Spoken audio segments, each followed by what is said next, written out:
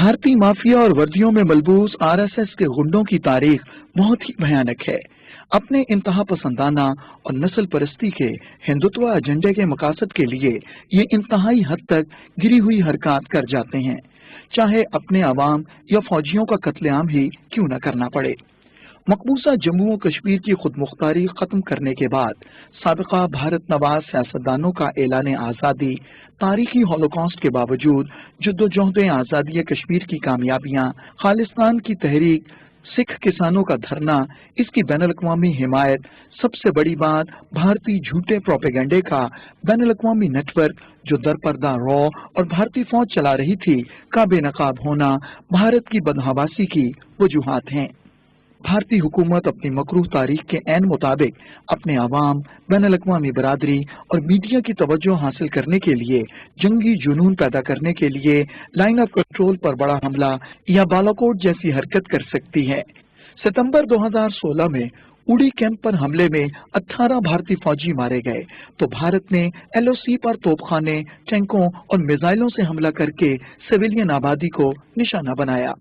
पाकिस्तान की जवाबी कार्रवाई पर दर्जनों भारतीय फौजियों की हलाकत के बाद सर्जिकल स्ट्राइक का प्रोपेगेंडा करते हुए मोदी और अजीत डोवल के चेहरे पर हवाएं उड़ रही थीं। हमारे 18 जवानों का बलिदान बेकार नहीं जाएगा।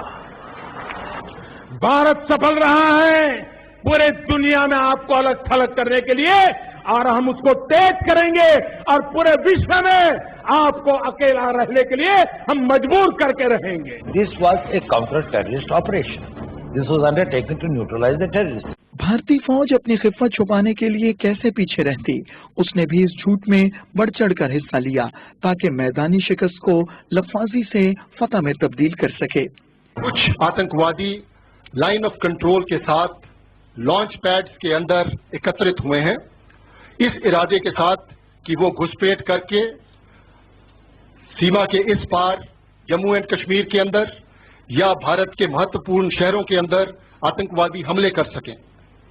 इस खबर को मिलने के बाद भारतीय सेना ने सर्जिकल स्ट्राइक्स कल उन लॉन्च पैड्स के ऊपर किए हैं। इन काउंटर टेररिस्ट ऑपरेशंस के दौरान आतंकवादी और उनके समर्थकों को भारी नुकसान पहुंचाया गया है और कईयों को उधर मार गिराया गया है। इन ऑपरेशंस को अब समाप्त कर दिया गया है। जाली भारतीय सर्जिकल स्ट्राइक के प्रोपेगेंडे का मकसद सिर्फ सियासी फायदा उठाना है। खुद भारतीय कांग्रेस पार्टी के लीडर इसे जाली करार देते हुए हकीकी सवाल उठा रहे हैं। जो भी सर्जिकल स्ट्राइक का दावा सरकार कर रही है वो सही है या गलत है मुझे नहीं, मेरे हिसाब से तो फेक लग रहा है, और वो तब तक फेक लगेगा जब तक भारत सरकार अपनी तरफ से सबूत नहीं देती कि हाँ सचमुच इस प्रकार का कोई सैनिक अभियान हुआ था पाकिस्तान के आतंकवादी ठिकानों को नष्ट करने के लिए। क्योंकि जो उरी में हमला हुआ, उरी में हमला के बाद नरेंद्र मोदी की सरकार एक जबरदस्त दबाव में थी। भारत के लोग चाहते थे, हम सब चाहते थे, हमने सरेआम बोला था कि निश्चित तौर पर भारत सरकार को अपनी तरफ से कार्रवाई करनी चाहिए और पाकिस्तान को मुंहतोड़ जवाब देना चाहिए। और ऐसे में मुंहतोड़ जवाब देने के बाद सिर्फ बावजूद आप सिर्फ एक राजनीतिक फायदा उठाने के हिसाब से आप एक घोषणा करवाते हैं, ये सरासर गलत है। और हमारा बस इतना ही कहना है कि फौज का इस्तेमाल राजनीतिक उद्देश्य से नहीं होना चाहिए, जो कि दुर्भाग्यवश भारतीय जनता पार्टी कर रही है।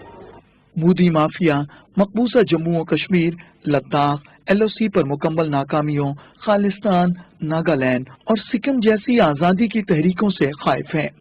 पाकिस्तान को तनहा करने के ख्वाब देखता भारत दुनिया में तनहा हो गया।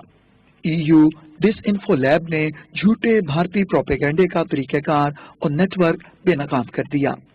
मुल्की सियासी सिफारती सतह पर दबाव का शिकार भारतीय माफिया जनूबी एशिया और दुनिया का अमन तबाह करने जा रहा है।